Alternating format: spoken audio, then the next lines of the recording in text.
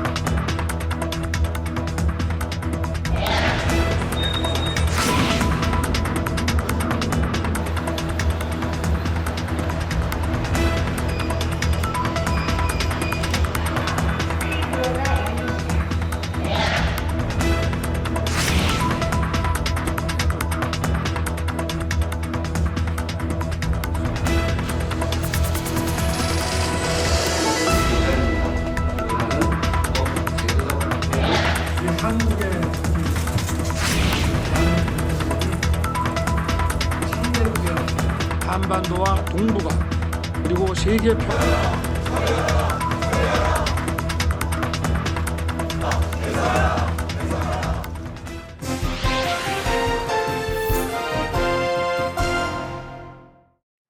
정부가 근로시간 관련 정책을 내놓은 가운데 노동계가 크게 반발하고 있습니다. 연합뉴스TV 보도 내용을 중심으로 정부가 발표한 개편 방안은 어떤 내용인지, 또 노동계가 반발하는 이유는 무엇인지 살펴보겠습니다. 6일 뉴스 리뷰입니다. 보도는 정부가 확정한 근로시간 개편 방안에 대해 자세히 전했습니다. 현재 주 52시간제에 대한 유연화를 추진하는 것인데, 기존 12시간의 연장 근로시간 기준이 일주 단위였다면 개편 방안에서는 연장 근로시간 관리 단위가 월, 분기, 반기, 연 단위까지 확대되었습니다. 근로일 사이 11시간 연속 휴식 부여 또는 일주 64시간 상한 중 선택이 가능하도록 하였습니다. 일주 64시간은 초과할 경우 정부가 업무와 질병과의 관련성이 강하다고 평가한 산재 과로 인정 기준입니다. 정부는 휴가 활성화로 휴식권을 보장하겠다는 입장인데요. 연장 근로를 저축해 휴가로 쓸 수 있는 근로시간 저축 계좌제로 기존 연차 휴가에 더해 장기 휴가를 쓸 수 있도록 하겠다고 설명했습니다. 한편 이에 대해 노동계는 근로일간 11시간 연속 휴식마저 선택사항으로 돌린 것은 사업주의 이익만 대변한 개편안이라며 반발했습니다. 민주노총은 만성적인 저임금 구조에서 말장난에 불과하다고 비판했으며, 한국노총은 시대착오적 초장시간 노동조장법이라며 투쟁으로 저지하겠다고 밝혔습니다. 개편안과 관련하여 주요 내용을 간략하면서도 구체적으로 잘 전달했는데요. 특히 자료화면 등을 이용하여 기존안과 개편안을 비교하기 쉽게 정리하여 준 점도 이에 큰 도움이 되었습니다. 다만 시간의 제약으로 준비된 자료화면 대비 짧게 언급하고 지나간 연장근로 총량 관리한 부분이 아쉬웠는데요. 현재 주요 쟁점인 최장 근로시간과 관련한 부분으로 향후 보도가 이루어진다면 더 구체적으로 전달해 주시기를 바랍니다. 또한 노동계의 반발 의견을 전달함에 있어서는 앞서 개편안 보도와는 달리 노동계에서 전달하고자 하는 주요 쟁점에 대한 정리나 혹은 그를 뒷받침할 수 있는 자료 화면 등이 부족하여 아쉬움이 남았습니다. 대신 12일 오후 4시 뉴스 1번지에서 노동계 측 의견, 특히 MG노조라고 불리는 새로 고침 노동자 협의회의 입장을 자세히 전했습니다. 보도 내용 살펴보겠습니다. 정부는 이번 개편안을 발표하면서 MZ세대는 권리 찾기에 적극적이라 더 일하고 충분히 쉬는 걸 지지한다고 주장했습니다. 그러나 MZ세대 노조로 불리는 새로 고침 노동자 협의회는 정부의 개편안에 공식적으로 반대 목소리를 냈습니다. 새로 고침 협의회는 근로조건을 개선해온 국제사회의 노력과 역사적 발전 과정에 역행한다는 입장입니다. 이들의 의견을 뒷받침하는 자료로 청년 일자리 인식조사에 따르면 추가 근로시간에 대한 보상이 있어도 더 많은 시간을 일해야 하는 직장에는 취업하지 않을 것이라는 의견이 50%에 육박합니다. 그외 반박 의견으로 업계 현실상 장기 휴가 가능성이 있는지, 근로기준법상 일주일 법정 근로시간은 40시간인 상황에서 52시간 기준으로 한 계산 자체가 틀렸다는 지적도 나옵니다. 노동계층의 입장을 다양한 취재원을 통해 보도하여 전달력이 높았습니다.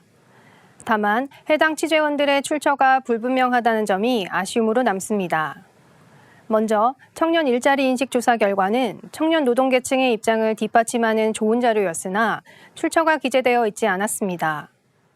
청년 일자리 인식 조사라는 이름으로 검색해 보았으나 조사주가 기간이 다양한 여러 결과들이 등장하는 등 실제 자료를 확인하는 데 어려움이 있었습니다. 동일한 결과를 보도한 다른 기사를 통해 고용노동부가 지난해 실시한 조사 결과임을 확인하였으나 실제 고용노동부 홈페이지에서는 자료를 찾을 수 없었습니다. 향후 통계자료 첨부 시에는 반드시 출처를 기재하여 신뢰성을 높일 수 있도록 해야겠습니다. 한편 조사 결과를 그래프로 표기할 때 보도에 인용된 부분 외의 비율 역시 표기하여 전달할 필요가 있습니다. 현재 그래프에서 취업하지 않을 것이라는 의견이 46.7%로 강조되어 있는데 표기되지 않은 부분은 취업할 것이라는 응답으로 그 비율은 53.3%로 더 높습니다. 보도에서 전달하고자 하는 부분을 강조한 것으로 이해할 수는 있으나 그 외 비율을 표기해 주는 것이 오히려 자료의 신뢰성을 보장하여 전달력이 높다는 점에 주의해야겠습니다. 다만 고용노동부는 근로시간 개편안과 관련 여러 가능성들을 열어놓고 다시 검토하겠다고 발표했습니다. 다음으로 현재 독서에 대한 인식 변화를 살펴볼 수 있는 흥미로운 보도 내용 살펴보겠습니다. 7일 뉴스워치입니다. 서울기술연구원이 지난해 11월 서울시민 1천여 명을 대상으로 실시한 설문조사 결과 10대 응답자 19.6%가 동영상을 보는 것도 독서라고 생각하는 것으로 답했습니다. 반면 30대 이상 연령대에서는 이 같은 비율이 각각 6에서 10%로 절반 이하 수준에 그쳤습니다. 인터넷 신문을 읽는 것을 독서로 생각한다는 비율도 10대의 경우 49%로 절반에 육박한 반면 20, 30대는 30% 초반대에 그쳤습니다. 본 조사는 서울시민 대상 독서범주 조사 결과입니다. 조사는 온라인 조사로 수행했고 주요 조사 내용은 보도된 내용 외에도 독서 생활, 매체와 정보 이용, 독서 생활화 방안에 대해 조사하였습니다. 조사 결과를 인용할 때에는 간략한 조사 개요를 함께 전달하는 것이 좋습니다. 또한 시청자들이 오인하지 않도록 전달하는 것도 중요한데요. 본 보도만 보면 10대 응답자들이 동영상을 보는 것을 독서라고 생각하는 것인지에 대해서만 물어본 것처럼 보이나 본 조사는 16개의 다양한 범주 가운데 독서라고 생각하는 부분에 대해 응답한 결과입니다. 이처럼 많은 양의 조사 결과 가운데 주요 내용만 보도할 경우에는 실제로 조사가 진행된 질문과 보기 등을 자막이나 자료 화면 등으로 표기해 준다면 시청자들이 이해하는 데 도움이 될 것으로 생각합니다. 마지막으로 우리나라 작년 사교육비가 26조 원을 넘어 역대 최대치를 기록했다는 보도 살펴보겠습니다. 7일 뉴스워치입니다. 지난해 우리나라 사교육비는 26조 원으로 역대 최대치를 경신했습니다. 사교육에 참여하는 비율은 78.3%로 늘었으며 1인당 월 평균 사교육비 역시 1년 사이 11.8% 증가했습니다. 모두 2007년 통계 작성 이래 최고 수준입니다. 학교 급별로는 고등학생에게 들어간 사교육비가 가장 많았지만 증가폭은 초등학생이 가장 컸습니다. 교과별로는 예체능과 취미교양의 증가율이 두드러졌고 일반 교과의 경우 국어와 영어의 증가율이 높았습니다. 이 같은 사교육비 증가에 대해 교육당국은 코로나로 인한 학습 결손이 심해져 보충학습 수요가 증가했기 때문으로 분석했습니다. 본 보도는 역대 최고치를 경신한 사교육비와 관련한 다양한 수치들을 함께 제공하여 전달력을 높였습니다. 총액과 세부 금액을 함께 전달하거나 비율을 제시하는 그래프에서는 증가폭도 함께 제시하여 해당 비율이 나타내는 바가 어느 정도 수준인지 쉽게 가늠할 수 있도록 하였습니다. 그 외 수치들도 전년과 대비하여 전하거나 혹은 다른 수치와 비교하여 보도하여 해당 수치에 대한 이해를 도왔습니다. 한편 연합뉴스TV는 사교육비 내용과 관련하여 본 보도 외에도 다양한 취재를 통해 다각도로 전했는데요. 학부모 단체 연합 대표와의 전화 연결을 통해 체감 정도를 확인하고 교육학과 교수와의 대담을 진행하여 향후 교육부의 실효성 있는 방향에 대해서도 짚어보는 등 밀도 있는 보도를 전했습니다.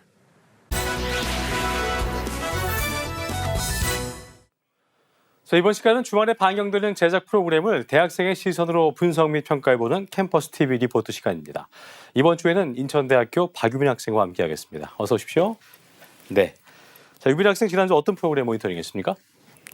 네, 저는 매주 토요일 오전 9시 30분에 방송되는 연중기획 하모니를 모니터링했습니다. 이번 연중기획 하모니에서는 한국생활 9년차, 3살 아이의 엄마이자 대학생인 혜림 씨의 이야기를 담았는데요. 그럼 자세한 모니터링 내용 지금부터 전해드리겠습니다.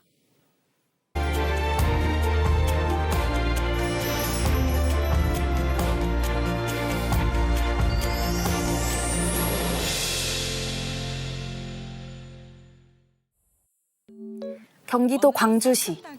영상은 몽골에서 온 22살 혜림 씨의 아침 풍경을 비추며 시작합니다. 첫째 딸 세린이의 어린이집 등원 준비를 하는 모습에서 3년차 엄마의 연륜이 느껴졌습니다. 혜림 씨는 한국에 와서 결혼을 너무 어린 나이에 했다, 너무 어릴 때 아기 엄마가 됐다 이런 말들을 많이 들었다고 하는데요. 그래도 일찍 결혼한 것을 후회하지 않는다고 말했습니다. 오히려 힘내서 대학교도 다니고 가게도 운영하며 더 열심히 살고 있다고 하는데요. 이 대답을 통해 혜림 씨의 긍정적인 면모를 엿볼 수 있었습니다. 물론 지금의 안정이 있기까지 힘든 과정을 겪기도 했다고 합니다. 결혼해서 아이를 낳는다고 하니 부모님의 반대에 부딪혔던 건데요. 혜림 씨의 부모님은 젊은 나이에 놀고 싶을 때도 있을 텐데 결혼하면 그럴 수 없을 것이라며 많이 걱정하셨다고 합니다. 이에 남편은 아빠로서 남편으로서 뭐든지 잘해내는 것을 보여드리겠다고 대답했다고 하는데요. 반대하는 혜림 씨의 아버지도 그날로 결혼을 허락했다고 합니다. 반대 덕분에 더욱 견고해진 두 사람의 사랑은 현재 진행형이라고 하는데요. 남편의 퇴근 후 부부가 함께 딸을 데리러 가는 모습도 비춰졌습니다. 세린이의 어린이집 앞에서 세 가족이 함께 포옹하는 모습, 함께 장을 보며 신난 아이의 모습이 인상적이었습니다. 집으로 돌아와 세린이가 아빠를 챙기는 모습도 나왔는데요. 식사 후 이어지는 부부의 일상엔 흐뭇한 미소가 지어졌습니다. 남편은 퇴근 후에 아기와 아내를 보면 피곤도 싹 없어진다고 하는데요. 혼자 쉬는 시간보다 함께하는 이 시간이 가장 행복해 보이는 가족의 모습입니다. 다음 날, 혜림 씨는 아이와 함께하는 쿠킹 클래스를 찾았는데요. 간이 삼삼한 아이 음식에 아직 서툴러 이를 배우고 싶다고 합니다. 혜림 씨는 몽골 식당의 요리사지만 아이가 먹는 한식에는 자신 없고 걱정이 앞선다고 하는데요. 견과류와 과일을 이용한 건강 간식을 모녀가 함께 만드는 모습이 정말 행복해 보였습니다. 엄마로서 한 걸음 성장한 듯한 하루를 보내고 오늘처럼 하나둘 추억을 채워갈 엄마와 딸의 모습을 기대해 봅니다. 다음 장면에서는 몽골 설날을 맞이해 혜림 씨의 어머니께 새해 인사를 하러 간다고 하는데요. 손녀딸 바라기 엄마를 위해 준비한 특별 이벤트가 있다고 합니다. 바로 세린이에게 몽골의 전통 의상 대를 입히는 건데요. 갑자기 터진 아이의 울음과 짜증에 애를 먹기도 하는 초보 엄마의 모습도 이어졌습니다. 엄마 아빠도 제작진도 모르는 3살 아이의 속마음을 어르고 달래 결국 옷 입히기에 성공합니다. 친정엄마의 가게가 있는 경기도 수원시에서 새 모녀가 만나는데요. 반가워하는 엄마의 얼굴을 보면 몸이 힘들어도 매번 만나러 간다고 합니다. 우선 세린이의 옷을 고르러 갑니다. 아무리 자기 옷을 사고 싶어도 엄마니까 딸한테 더 예쁜 옷을 입혀주고 싶다는 혜림 씨. 그에 이어 혜림 씨의 어머니 서열마 씨도 손녀만 보면 다 해주고 싶다고 말합니다. 힘들진 않냐는 질문에 혜림 씨는 육아가 힘들어도 그만큼 더 행복한 걸 아기한테 받으니까 그 아쉬움이 사라진다고 합니다. 친정엄마가 운영하는 몽골 음식점에서 함께 명절을 보내는 장면이 이어지는데요. 몽골 명절에 빠지지 않는 전통 손만두와 몽골 전통 수태차, 오츠와 같은 음식들이 한 상 가득 차려진 모습입니다. 몽골에서는 집마다 이런 음식들을 준비하고 사촌이 함께 모여 설날을 맞는다고 하는데요. 몽골의 설은 가족에게 새해 인사를 전하며 복을 비는 날이라고 합니다. 한국의 설날과도 비슷한 풍경일 것 같습니다. 딸과 손녀에게 명절을 챙겨주고 싶은 엄마의 마음도 느껴졌는데요. 요즘에는 딸보다 손녀가 더 보고 싶다고 말하는 서열마 씨가 딸이 더 잘 수 있도록 손녀와 놀아주는 모습에 역시 손녀가 예뻐도 딸에게 마음이 가는 엄마의 사랑을 알 수 있었습니다. 만약 아기 엄마가 안 됐다면 지금 뭐 하고 있었을까 하는 질문에 혜림 씨는 안 좋았을 것 같다고 인터뷰하는데요. 어차피 삶은 너무 짧으니 열심히 살고 있는 지금이 낫다고 답했습니다. 3월에는 대학 수업이 시작된다고 하는데요. 미용실에 뿌리 염색을 하러 가서 수다가 꽃피는 모습이 비춰졌습니다. 둘째를 임신하고 입덧도 심해지며 미용실을 못 가고 있었다고 하는데요. 현재는 임신 안정기인 만큼 염색을 할 수 있다고 합니다. 남편 자랑도 하고 아이 이야기도 하며 머리를 하는 모습이 이어졌습니다. 차분하고 세련된 대학생처럼 분위기 변신을 한 혜림 씨의 모습을 끝으로 방송은 마무리됩니다. 자, 모니터링 내용 잘 봤습니다. 유빈 학생 이번 연중기획 하모니 보면서 어떤 점이 가장 인상 깊었습니까? 네, 저도 올해 22살이 된 대학생으로서 혜림 씨에게 더 이입되었는데요. 동갑내기 친구의 비슷하기도 다르기도 한 일상을 응원하는 마음으로 영상을 봤습니다. 보내는 방향이 다른 행복일 뿐 자신이 선택한 삶을 최선을 다해 긍정적으로 살아내는 혜림 씨의 모습이 가장 인상 깊었습니다. 예, 저도 공감을 했습니다. 자, 지금까지 인천대학교 박유빈 학생과 함께했습니다. 오늘 말씀 고맙습니다. 감사합니다.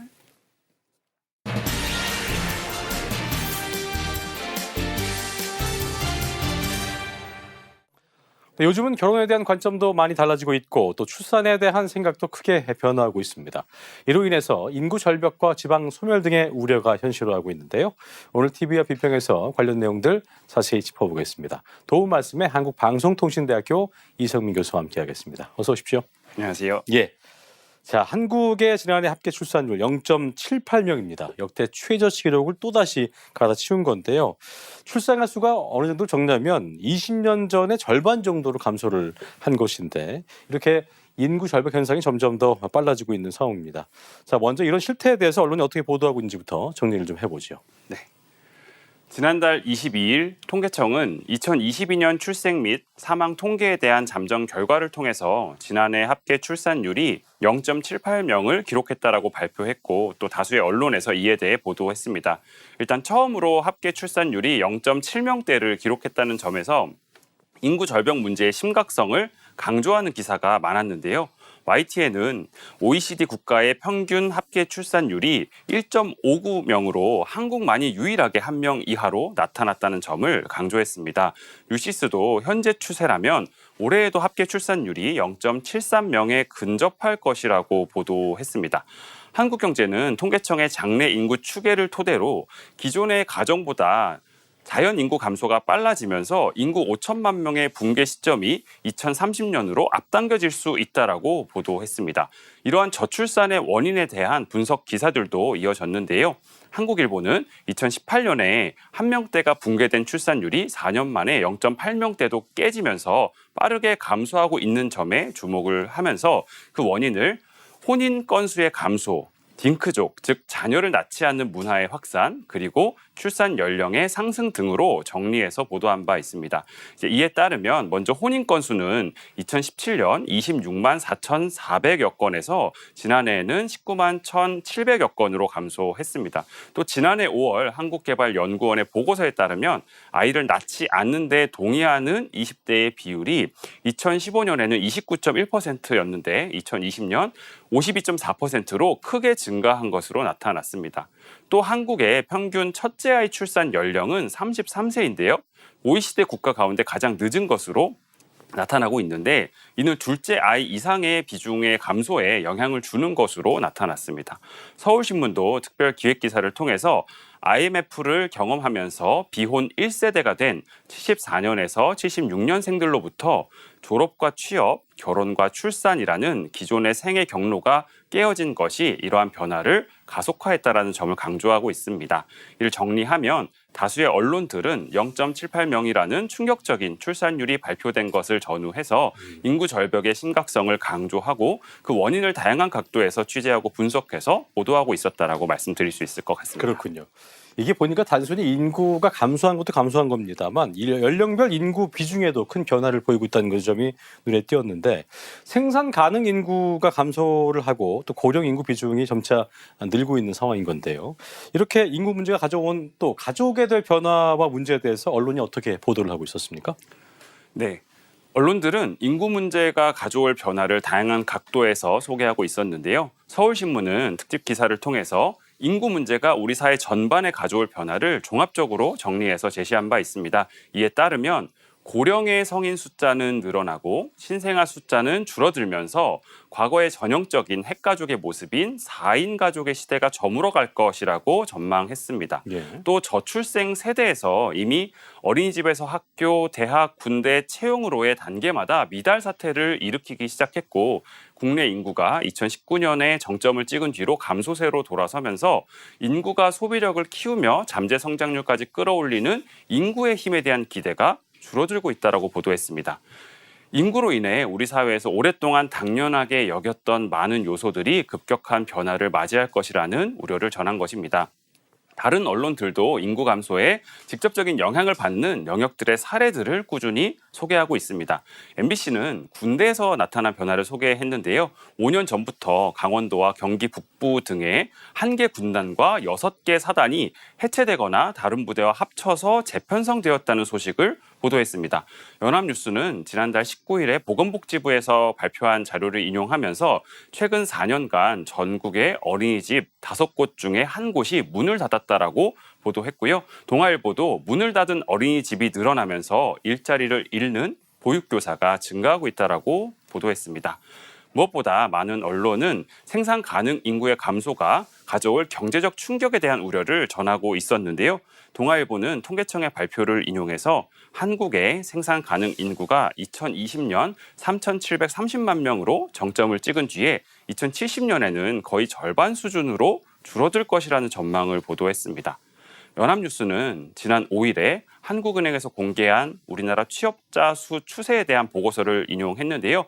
이에 따르면 인구 감소로 인해서 올해부터 향후 5년간 우리나라의 잠재 성장률이 2010년대 후반보다 낮아질 것이라는 전망을 보도하기도 했습니다.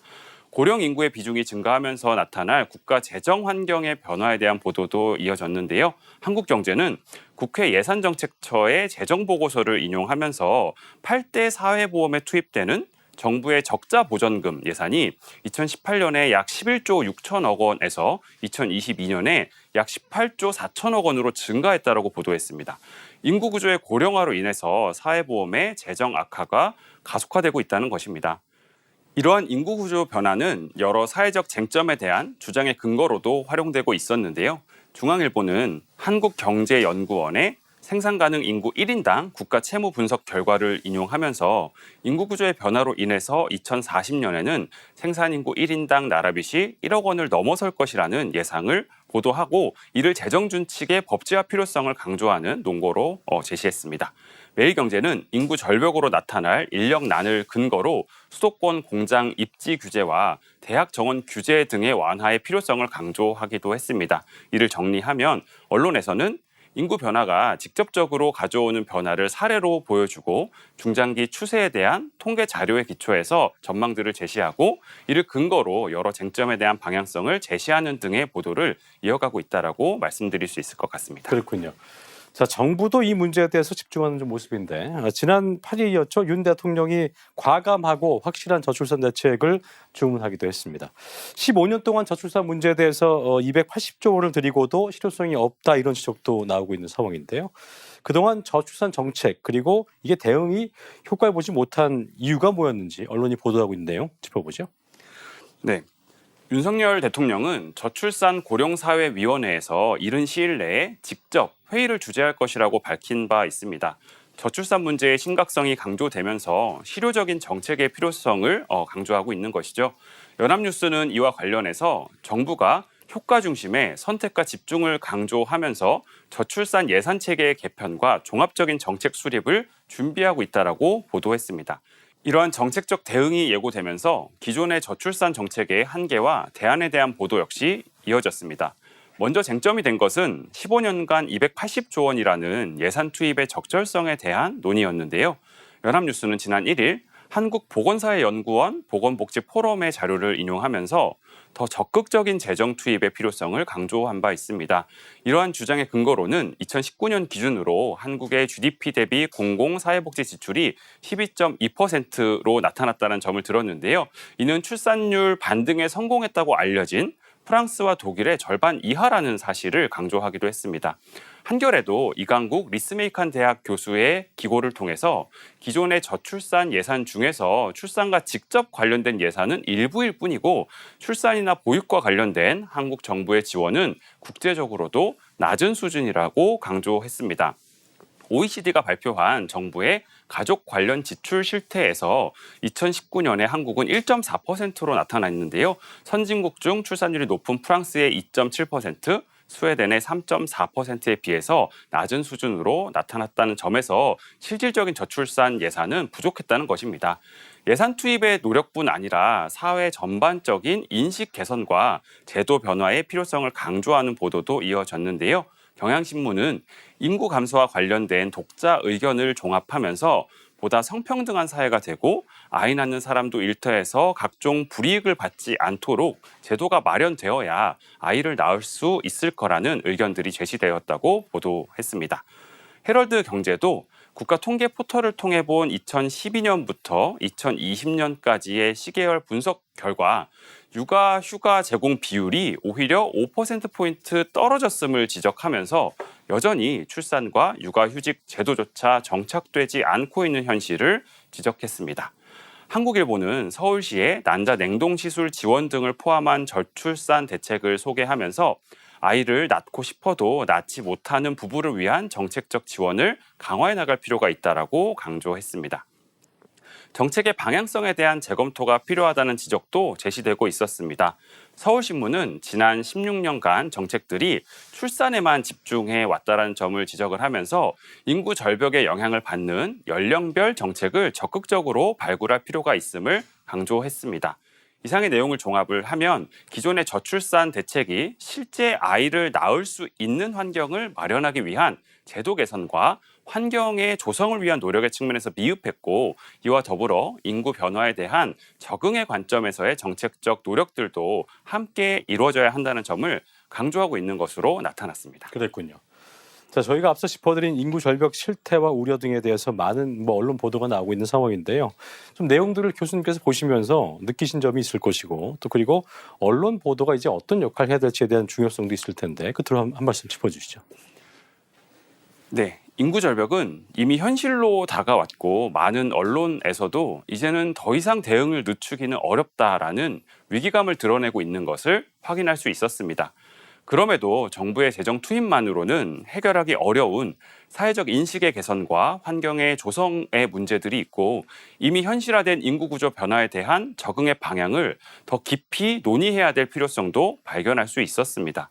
대표적으로 생산 가능 인구의 부족을 해결하기 위한 적극적인 이민의 필요성에 대한 논의나 사회보험에 대한 개혁 논의 등을 들 수 있을 텐데요. 이들의 공통점은 사회 변화의 방향에 대한 합의와 조율을 필요로 한다는 것입니다. 아마도 언론이 인구절벽 문제에 대해서 해야 할 역할은 바로 이러한 사회적 합의에 이르는 과정에 있을 것이라 생각합니다. 어려운 문제는 오히려 어렵게 풀어야 할 때도 있는 것 같습니다. 막연하고 피상적인 대책으로 해결이 어려운 우리 사회 깊숙이 자리 잡은 치열한 경쟁과 삶의 조건을 개선하기 위해서는 이에 대한 지속적인 관심과 노력의 방향에 대한 치열한 논의가 필요할 것입니다. 바로 이 부분이 정부가 할 수 없는 공론장으로서 언론이 해야 하고 할 수 있는 역할이라고 말씀드리고 싶습니다. 예, 여기까지 한국방송통신대학교 이성민 교수와 함께했습니다. 오늘 말씀 고맙습니다. 감사합니다.